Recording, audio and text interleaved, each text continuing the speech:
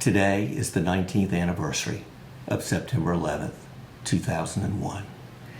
It is called Patriot Day, a day symbolic of unselfish sacrifice by those in uniform and those who are not, all following a righteous path against evil, who, unlike the terrorists who dedicated their lives to destruction and death, these men and women embraced the words from sacred scripture.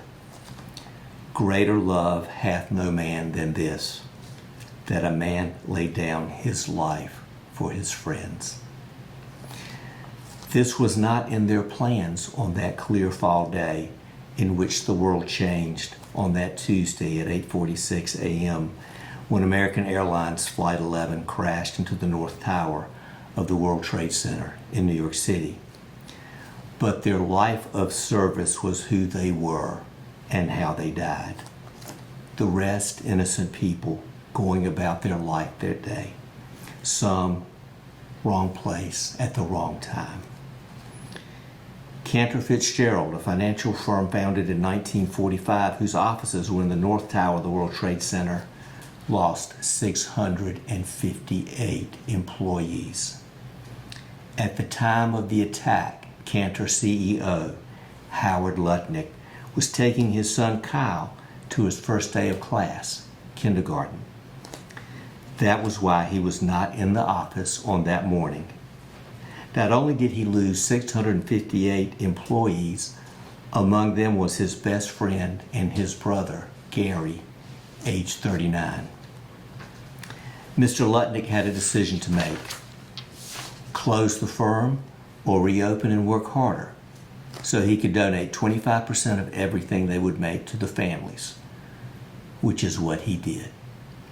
And he also made a pledge to hire any child of those who died. And I quote, "I've offered a job to every single kid. If they want to work at Cantor Fitzgerald, I'll find out a way to give them a shot." End of quote. There are 57 children of those employees who now work at that company. Howard Lutnick became a hero in response to this National Day of terror, loss, death, and devastation. And then there was one who was there who should have survived and did not. Mr. Lutnick was not there for a reason, maybe divine intervention. Was it possible that this young man was also there for a reason? South Tower of the World Trade Center, 9:12 a.m., 9 minutes after the United Airlines Flight 175 struck the building. This young man called his mother from his office, leaving a message to say that he was okay. He made his way to the 78th floor and found a group of survivors. He carried an injured woman on his back and led this group to a stairway and down 17 floors to safety. He sent them down, then went back up the stairs. By the time he returned to the 78th floor, he had a bandana around his nose and mouth to try to protect himself from the smoke. A bandana like this. He found another group of survivors. One, a woman, Judy Wayne, injured with a broken arm and broken ribs. According to Mrs. Wayne, the young man gave first aid, helped put out the surrounding fire, and then announced to the group, and I quote her words, he said, "Everyone who can stand, stand now. If you can, help others do so." End of quote. He led these people down the stairs to safety. He could have stayed with them and assisted those in need there and continue out into the street and away from the building. Instead, as a volunteer firefighter, as a Boston College graduate, as a varsity athlete, he went back in to rescue others. The tower collapsed. He did not return home to his family. His body was found in March 2002 alongside several firefighters. His family was unaware of the details as to what happened to their son until an article in the New York Times on Memorial Day, May 26, 2002, that described Judy Wayne's first-hand account of, and I quote, being saved by a man in a red bandana. When Allison Crowther read this article.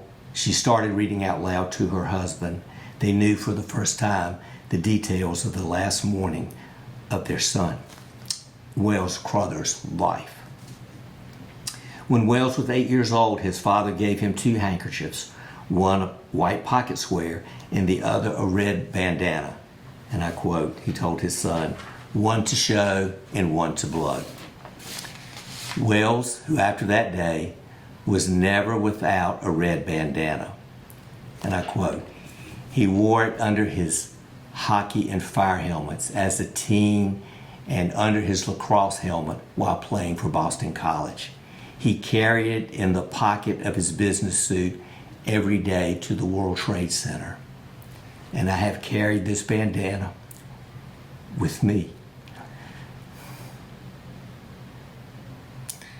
on every September 11th since learning of this incredible story. Welles' father was a volunteer member of the local Empire Hook and Ladder Company in their hometown in New York. At age 7, Welles helped clean fire trucks. At age 16, he was a junior member, and at age 18, he was a full firefighter. A few weeks before the attack on 9/11, Welles told his father he was leaving his finance job to become a New York City firefighter. Jeff Crowther found a partially completed application in his son's Manhattan apartment after his death. Welles Crowther was 24 years old. We salute the heroes, the survivors, and all 2,977 people who lost their lives on September 11th, 2001, which included 343 members of the New York City Fire Department, 23 New York City police officers, and 37 Port Authority officers. Their memories will be cherished, and their valor and courage will always be honored. The heartfelt loss of their family continues, only more tolerable with time. And like Welles Crowther's, they will never be forgotten.